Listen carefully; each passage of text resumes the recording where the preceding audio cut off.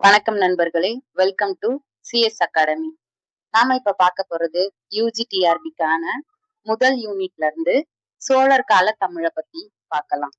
சோழர் கால தமிழ் எப்போ எப்படி வளர்ந்துச்சு அப்படின்றத இந்த பதிவு மூலயமா நாம பார்க்கலாம். ஃபர்ஸ்ட், சோழர் காலம் கிபி 9ஆம் நூற்றாண்டுல இருந்து 13ஆம் நூற்றாண்டு வரைக்கும் தோன்றி வளர்ந்ததா இருக்கு. இந்த காலத்துல கிரந்த எழுத்துக்கள் தான் அதிகமா பயன்படுத்தப்பட்டிருக்கு அப்படின்ட்டு சொல்றாங்க. இந்த கிரந்த எழுத்துக்களை பயன்படுத்தி தான் கல்வெட்டுக்கள், கோயில் சுவர்கள் எல்லாத்தையும் வரலாறுகள் பொறிக்கப்பட்டுள்ளன அப்படின்ற குறிப்பும் நமக்கு கிடைச்சிருக்கு. சோழர் காலத்துல வேற எந்த எழுத்தும் இல்லையா அப்படின்னு பார்க்கும்போது தமிழ் எழுத்துக்கள் மிக பெரிய இடத்தை பிடிச்சிருக்கு அப்படின்ட்டு சொல்லியிருக்காங்க. சரி, இப்ப சோழர் காலத்துல என்னென்னலாம் தோன்றி வளர்ந்திருக்கு, என்னென்ன வளர்ச்சி அடைஞ்சிருக்கு அப்படின்றத இப்போ நம்ம பார்க்கலாம். சோழர் காலத்துல வளமான ஏராளமான நூல்கள் எல்லாம் வளர்ந்து சோழர் காலத்துல வளமான நூல்கள் எல்லாம் தோன்றி இருக்கு அப்படின்ட்டு சொல்றாங்க. என்னென்ன நூல்கள் அப்படின்னா கம்பராமாயணம், சீவக சிந்தாமணி போன்ற பெரிய பெரிய காப்பியங்கள் எல்லாம் தோன்றிய காலம் எது அப்படின்னு பார்த்தா சோழர் காலம் அப்படின்ட்டு சொல்லியிருக்காங்க. இந்த கால இலக்கியங்கள் எல்லாருமே பொற்கால இலக்கியங்களா இருக்கு அப்படின்ட்டும், இங்கதான் ஆயிரக்கணக்கான பாடல்கள் எல்லாத்தையும் கொண்ட நூல்கள் தோன்றி இருக்கு அப்படின்ட்டு சொல்றாங்க. இலக்கிய பாரம்பரியத்தை போலவே இலக்கணமும் தோன்றதுக்கு இந்த சோழர் காலம் முக்கியமானதா இருந்திருக்கு அப்படின்ட்டு சொல்றாங்க. சரி, சோழர் காலத்துல இலக்கியங்கள் எவ்வளவு வளர்ச்சி அடைஞ்சிருக்கோ அதே மாதிரி இலக்கணங்களும் வளர்ச்சி அடைந்திருக்கு அப்படின்ட்டு சொல்றாங்க. என்னென்ன இலக்கியங்கள் வளர்ச்சி அடைந்திருக்கு அப்படின்னு பார்த்தா வீரசோழியம், நேமிநாதம், நன்னூல் போன்ற இலக்கணங்கள் எல்லாமே தோன்றின காலம் என்ன அப்படின்னா சோழர் காலம் அப்படின்ட்டு சொல்றாங்க. இந்த சோழர் காலத்துல இலக்கணங்கள், இலக்கியங்கள் மட்டும்தான் தோன்றிச்சா அப்படின்னு பார்த்தா கல்வெட்டுக்கள் மூலயமா நமக்கு தெரிஞ்ச செய்திகள் எல்லாத்தையும் பொறிச்சு வச்சா வரலாறுகளா உருவாகும் அப்படின்ட்டு கல்வெட்டுக்கள் அதிகப்படியாக பொறிக்கப்பட்ட காலமும் சோழர் காலம் அப்படின்ட்டு சொல்லியிருக்காங்க. இந்த சோழர் காலத்துல தமிழ் நன்கு வளர்ந்திருந்தாலும் அந்த காலத்துல வடமொழி அப்படின்றது அதிகமா பயன்பாட்டுல இருந்திருக்கு. இது யார் அதிகமா பயன்படுத்தியிருக்கா அப்படின்னு பார்த்தா ஒட்டக்கூத்தர் தன்னுடைய நூல்கள வடமொழி சொற்களை அதிகமா பயன்படுத்தி இருக்காரு. அத தமிழ் ஒலிப்படுத்தி பயன்படுத்தி இருக்காரு அப்படின்ட்டு சொல்றாங்க. எடுத்துக்காட்டா திவ்யபானம் போன்ற வடமொழி சொற்கள் எல்லாத்தையும் ஒட்டக்கூத்தர் பாடல்கள்ல நாம பார்க்கலாம். இதுக்கு என்ன பேரு அப்படின்னு பார்த்தா மணி பிரவாள நடை அப்படின்ட்டு சொல்றாங்க. அது என்ன மணி பிரவாள நடை அப்படின்னா வடமொழியும் தமிழும் கலந்த ஒரு நிலைய மணி பிரவாள நடை அப்படின்ட்டு சொல்றாங்க. இது பல்லவர் காலத்துல தோன்றுச்சு அப்படின்றத நம்ம முன்னாடியே பார்த்தோம். அந்த நிலை சோழர் காலத்திலயும் இருக்கு அப்படின்றத இப்போ ஒரு முறை நம்ம நினைவு கூர்ந்துக்கலாம். அடுத்ததா நம்ம இன்னும் என்ன பார்க்க வேண்டியது இருக்கு அப்படின்னா இந்த இலக்கியங்கள் எல்லாமே வடமொழி கலர்ந்து இருக்கு. இதனுடைய தாக்கம் இலக்கணத்திலையும் இருக்கா அப்படின்னு பார்த்தா இலக்கணத்திலையும் காணப்படுது. 13ஆம் நூற்றாண்டுல வாழ்ந்த பவனந்தியார் என்ன பண்றாரு அப்படின்னா வடமொழிக்கு உரிய எழுத்துக்கள் எல்லாமே தமிழ் மொழியில இப்ப சொல்லிட்டு வராங்க, அத பத்தி நாங்க எழுதணும் அப்படின்ட்டு பதவியல் அப்படின்ற பெயர்ல வடமொழிக்கு உரிய தமிழ் ஒலிகளை பற்றி எல்லாத்தையும் அவரு குறிப்பிட்டு சொல்லியிருக்காரு அப்படின்ட்டு சொல்றாங்க. அப்ப இலக்கியங்கள் மட்டுமின்றி இலக்கணங்களையும் வடமொழியோட தாக்கத்தை நாம தெரிஞ்சுக்க முடியுது. அதுக்கு அடுத்தது தொல்காப்பியம், வீரசோழியம், நன்னூல் போன்ற 3 நூல்கள்லயும் மொழி முதல் எழுத்துக்கள் எத்தனை, மொழி இறுதி எழுத்துக்கள் எத்தனை அப்படின்னு சொல்லிட்டு ஒரு ஒப்பீட்டு முறையில ஆராய்ச்சி பண்றாங்க. முதல்ல தோன்றிய நூல் தொல்காப்பியம் அப்படின்றது நமக்கு தெரியும். அதே வரமுறை பின்னாடி வந்த நன்னூல், வீரசோழியத்துல பின்பற்றப்பட்டிருக்கா அப்படின்னு பார்த்தா சில முறைகள் பின்பற்றப்பட்டிருக்கு, சிலது மாறுபட்டு காணப்படுது அப்படின்ட்டு சொல்றாங்க. ஃபர்ஸ்ட், மொழி முதல் எழுத்துக்கள் எத்தனை அப்படின்னு பார்க்கும்பொழுது மொழி முதல் எழுத்துக்கள் 22 அப்படின்ட்டு தொல்காப்பியர் கூறியிருக்காரு. அந்த முறைப்படிதான் பின்னாடி வந்த நூல்களும் பயன்படுத்தப்பட்டு வந்திருக்கு அப்படின்றத நாம இப்ப தெரிஞ்சுக்கலாம். சரி, இந்த 22 எழுத்துக்கள் என்னென்ன அப்படின்னு பார்க்கும்பொழுது எல்லா உயிர்களும் அப்படின்ட்டு சொல்றாங்க. எல்லா உயிர்களும் அப்படின்னா 12 உயிர் எழுத்துக்களும் மொழி முதல்ல வரும் அப்படின்ட்டு சொல்லிட்டாங்க. அடுத்தது மெய்யெழுத்துக்கள் எத்தனை வரும் அப்படின்னா மெய்யெழுத்துக்கள் 10 வரும் அப்படின்னு சொல்லியிருக்காங்க. அது என்னென்ன அப்படின்னு பார்க்கும் பொழுது தொல்காப்பியம் முதல்ல ஒரு 5 மெய்யெழுத்துக்களை தான் சொல்லுது. பின்னாடி வந்த நன்னூலும் வீரசொழியமும் மெய்யெழுத்துக்கள் எல்லா உயிர்களிலும் 6 சேர்ந்து வரும் அப்படின்ட்டு மாறுபட்ட கருத்தை வச்சிருக்காங்க.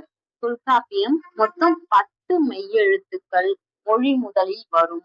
அப்போ மொழி முதல் எழுத்துக்கள் 22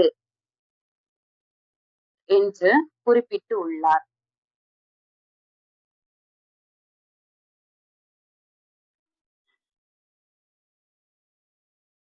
அடுத்து மொழி இறுதி எழுத்துக்கள். மொழியில முதல்ல வரக்கூடிய எழுத்துக்கள் 22ன்னு சொல்லியாச்சு. அப்போ இறுதியில வரக்கூடிய எழுத்துக்கள் எத்தனை அப்படின்னு பார்க்கும்பொழுது மொழி இறுதி எழுத்துக்கள் 24 அப்படின்ட்டு தொல்காப்பியம் கூறுது. இதனை பின்பற்றிதான் நன்னூலும் வீரசொழியமும் வரக்கூடியதா இருக்கு அப்படின்ட்டு சொல்றாங்க. இங்கேயும் எல்லா உயிரும் அப்படின்ட்டு சொல்லிட்டாங்க. அப்போ 12 உயிர் எழுத்துக்களும் மொழி முதல்ல வரும் அப்படின்ட்டு நாம தெரிஞ்சுக்கலாம். அடுத்தது மெய்யெழுத்துக்கள் எத்தனை வரும் அப்படின்னு பார்க்கும் பொழுது மெய்யெழுத்துக்கள் 11 மொழி முதல்ல வரும் அப்படின்ட்டு சொல்றாங்க. என்னென்ன மெய் அப்படின்னு பார்க்கும் பொழுது இம், இஞ்ச், இன், இன், இந்த், இ, இர், இல், இவ், இல், இல் அப்படின்ற 11 மெய் எழுத்துக்களும் மொழி இறுதியில வரும். இத கூட்டினா 23 தானே வருது. இன்னொன்னு என்ன அப்படின்னு பார்க்கும்போது குற்றியலுகர எழுத்து 1 மொழி இறுதியில வரும் அப்படின்ட்டு தொல்காப்பியர் சொல்லியிருக்காரு. அப்ப 23 கூட 1 சேர்த்தா மொத்தம் 24 மொழி இறுதி எழுத்துக்கள் அப்படின்ட்டு தொல்காப்பியர் கூறியதை பின்பற்றிதான் நன்னூலும் வீரசொழியமும் தன்னுடைய நூல்கள்ல சொல்லிட்டு போயிருக்காங்க.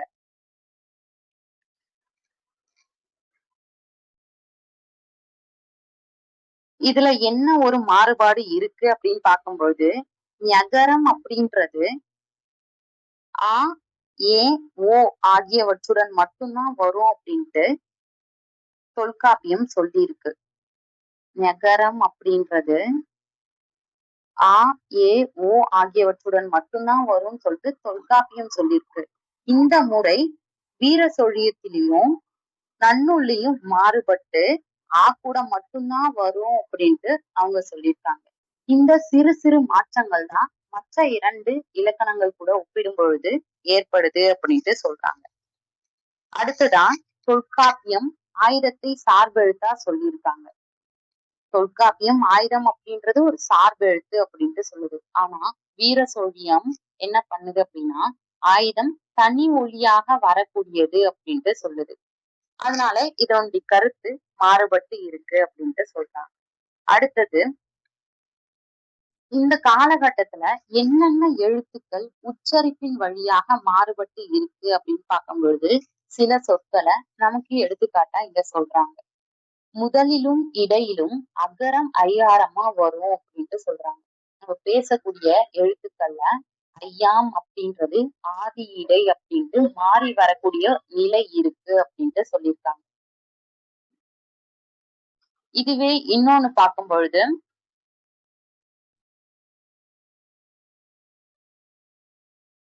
அகரம் இகரமா மாறி வந்திருக்கு.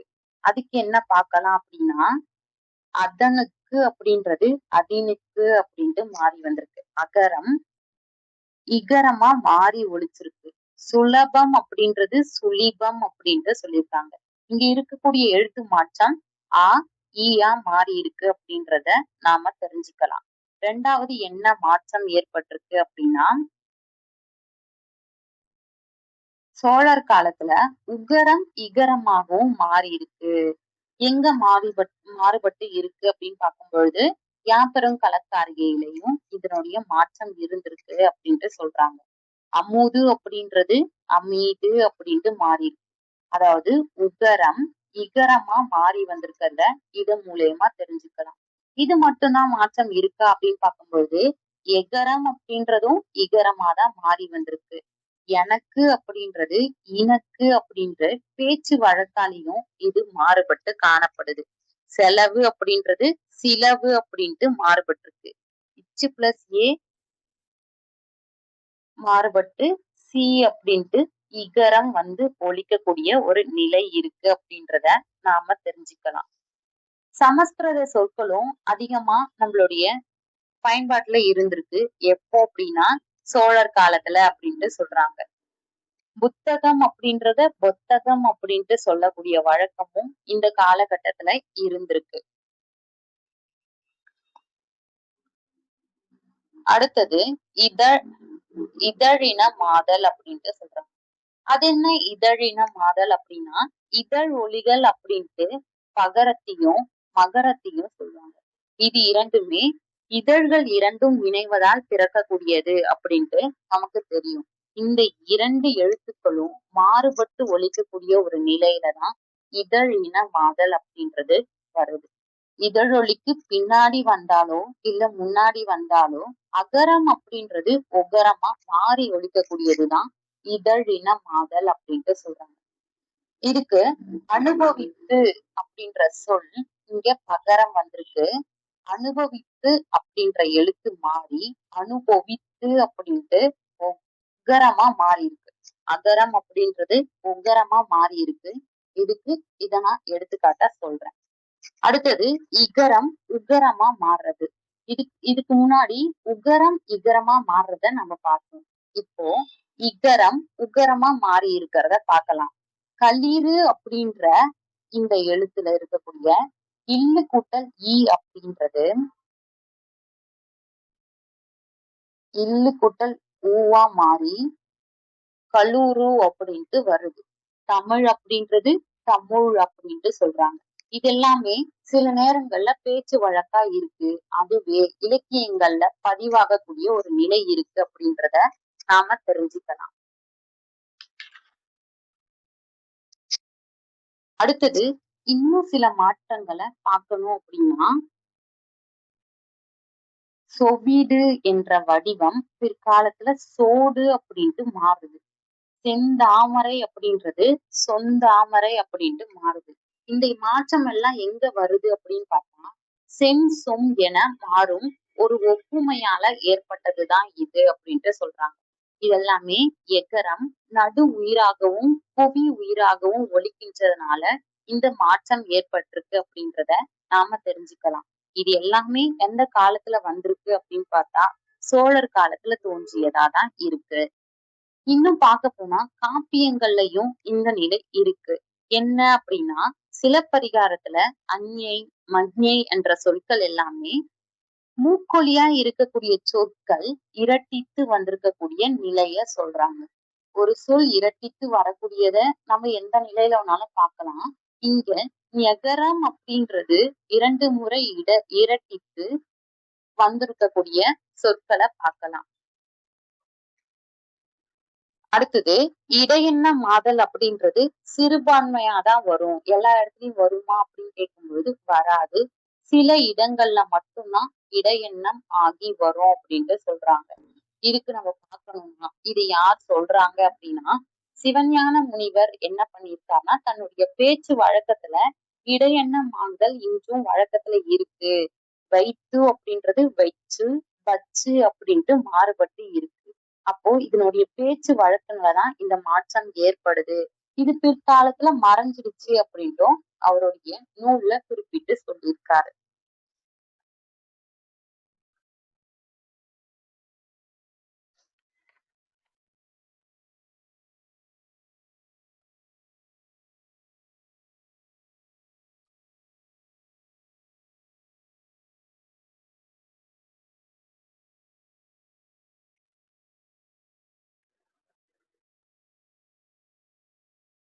பால் காட்டும் விகுதியும் சோழர் காலத்தில் தோன்றிய வீர சோழிய இலக்கணங்கள் எல்லாம் சொல்லியிருக்காங்க.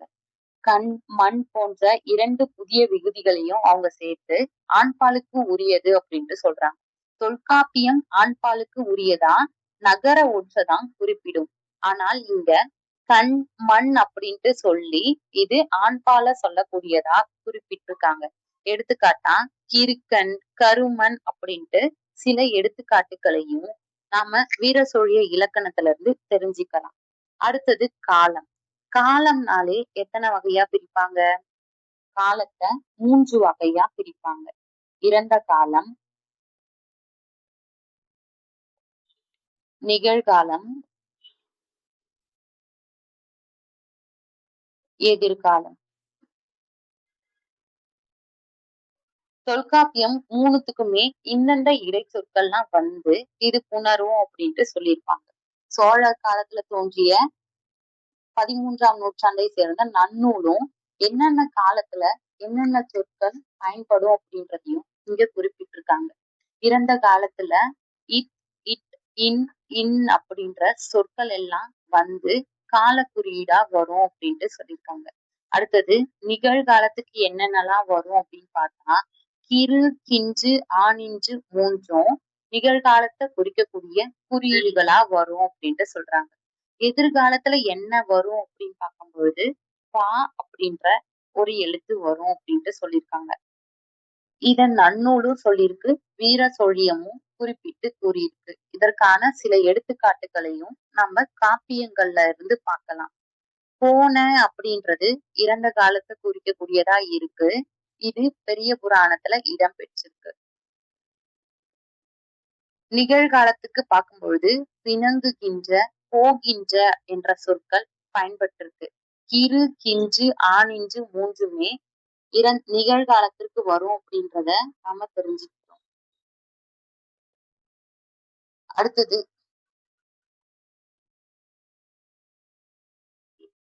அடுத்தது எதிர்கால இடைநிலை. இங்கேயும் இத்து அப்படின்றது எதிர்கால இடைநிலையா வந்திருக்கு. புகுதீர் அப்படின்ட்டு சொல்லியிருக்காங்க. 4000 திவ்ய பிரபந்தத்துல புகுதீர் அப்படின்றது எதிர்காலத்தை சொல்லக்கூடியதா வந்திருக்கு. அஞ்சுதும் அப்படின்றது பெரிய புராணத்துல இடம்பெற்ற இடைநிலையா இருக்கு அப்படின்ட்டு சொல்றாங்க. அடுத்தபடியா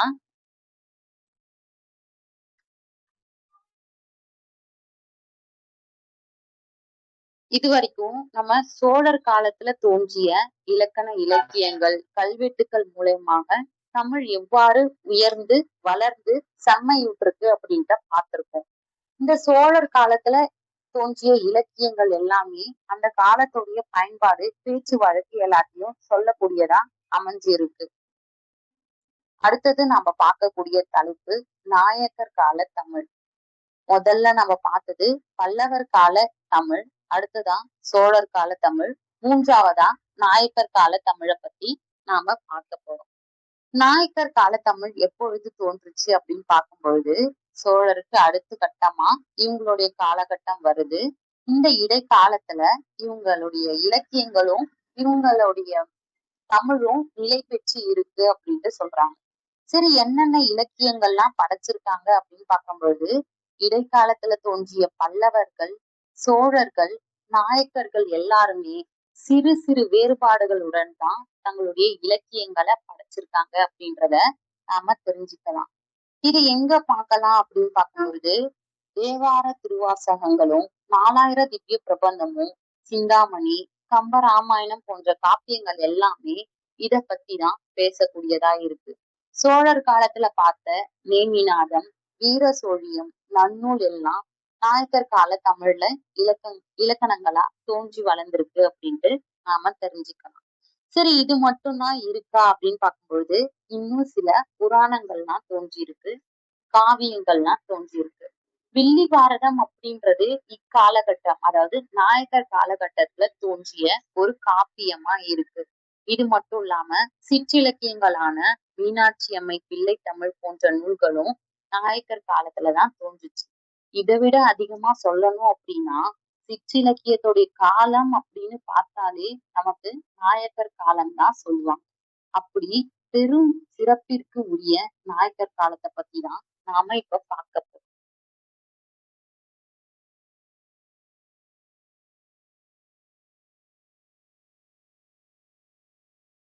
நாயக்கர் காலத்துல மகா புராண அம்மானை, ராமப்பையன் அம்மானை, இது மட்டும் இல்லாம வெளிநாட்டவரான வீரமாமுனிவர் எழுதிய இலக்கண நூலும் A Grammar of the Common Dialect of the Tamil Language அப்படின்ற இலக்கண நூலும் இந்த நாயக்கர் காலத்துலதான் தோன்றி சிறந்த இடத்தை பிடிச்சிருக்கு. இது எதை பத்தி அப்படின்ட்டு பார்த்தா இயல்பா பேசக்கூடிய தமிழை அடிப்படையா கொண்டுதான் இந்த வீரமாமுனிவருடைய இலக்கண நூல் அமைஞ்சிருக்கு அப்படின்ட்டு சொல்லியிருக்காங்க. தமிழ் ஒலிகளை மேலை நாட்டவர் எப்படிலாம் பயன்படுத்தியிருக்காங்க அப்படின்றதையும் இந்த நூல்ல தெளிவா குறிப்பிட்டிருக்காரு பெஸ்கி அவர்கள்.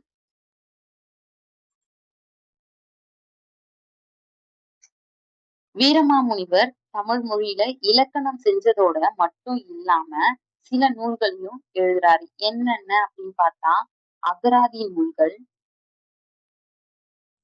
அகராதி நூல்களையும் படைச்சு தமிழ் மொழிக்கு வளம் சேர்த்தவர் தான் வீரமாமுனிவர். இவர் ஒரு மேலை நாட்டவரா இருந்தாலும் தமிழுக்கு பல தொண்டுகளை செஞ்சவர்ல முக்கியமானவரா இந்த வீரமாமுனிவரை நம்ம பார்க்கலாம்.